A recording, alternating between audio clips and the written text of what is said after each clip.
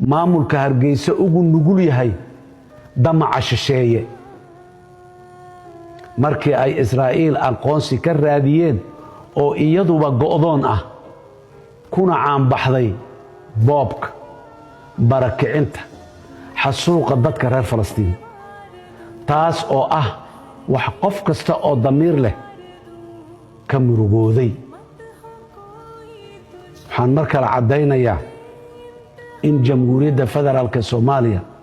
ay tahay dal xor ah mid ah dhulkiisa aan lagu kala goyn karin warqad ay Israa'iil qortay ama saxiixay Netanyahu oo isagaba eedaysana caalamka ka ah ujeedada aqoonsi ku sheegaas ma aha danta dadkeena ku nool deegaanadaas ee waa danta Israa'iil oo raadinaysa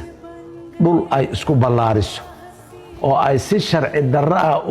ugu soo rarto shacabka reer Falastiin ee dhulkooda ay boobtay